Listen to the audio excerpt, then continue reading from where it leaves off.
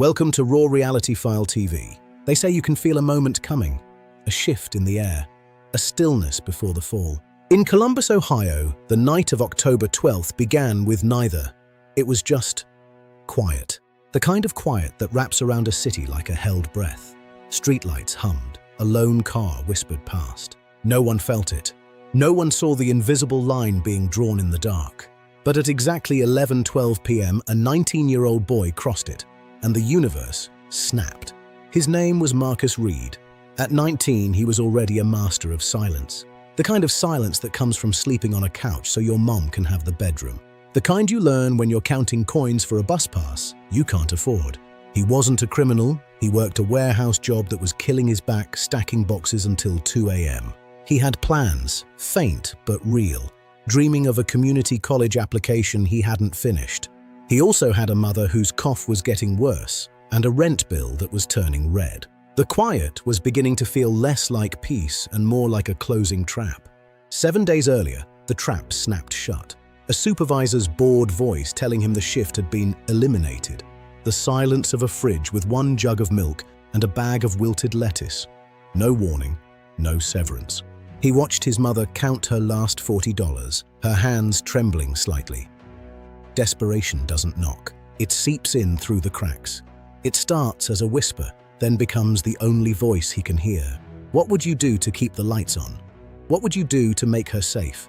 That Friday, the whisper became a roar. He stared at his reflection in the black screen of his phone for a long time. He scrolled past all the numbers he knew he should call and landed on the one he knew he shouldn't. Darnell. Darnell moved through the city like a shadow. He found paths that normal people didn't see. Marcus's voice was a low, cracked thing when he made the call. "I need a way out, fast." Darnell didn't ask questions. He just gave a piece of advice. Just look the part. They see the shape. They won't ask questions. The idea was surgical, a transaction, not a crime. A small convenience store on a dead-end street. One clerk, no cameras. Darnell handed him a black object. It had the weight, the silhouette, the cold geometry of a firearm. A replica. "No one gets hurt," Darnell said. "It's just a show." Marcus gripped it. His palm was slick. The metal felt like ice. The plan was simple. The plan was clean. The plan forgot one thing. The difference between thinking about a monster and becoming one. The bell above the door didn't ring.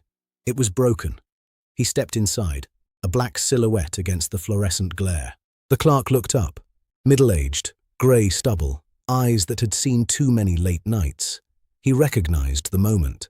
Marcus pulled the replica. His hand was shaking so violently it trembled in the light. "Just give me the money." But the clerk didn't move toward the register. He moved under it. A new kind of silence descended, the quiet of a decision. The clerk's hand emerged, not with bills, but with a snub-nosed revolver. Real steel, cold, definitive truth. Time fractured. Marcus's eyes, the clerk's finger. Marcus trying to say, "Wait, it's not." Two men holding two versions of the same lie. One of desperation, one of fear. And the replica looked exactly like the real thing. Then, a sound that didn't belong. A crack, sharp, absolute. The sound of a small explosion that rewrites reality. Marcus didn't fall like they do in films. He crumpled. His future ended with the ragged sound of a breath that wouldn't come. The replica skittered from his grip, spinning across the dirty floor, coming to rest under a rack of potato chips. Silence rushed back. Sirens. They always come after, never during. Yellow tape stretched across a story half told. News anchors spoke in hushed tones. When they bagged the weapon, they didn't find a gun. They found a replica, a hollow piece of metal and plastic. The headline, "Teen Robber Killed." Gun was fake. Some said the clerk is a victim. Others said he was a boy who made a mistake and was executed for it. Who really died that night? His mother didn't speak at first.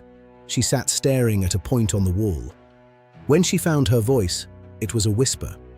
He was just a boy. How many decisions made in a split second will haunt a lifetime? Subscribe to Raw Reality File TV for more stories of the hidden truth.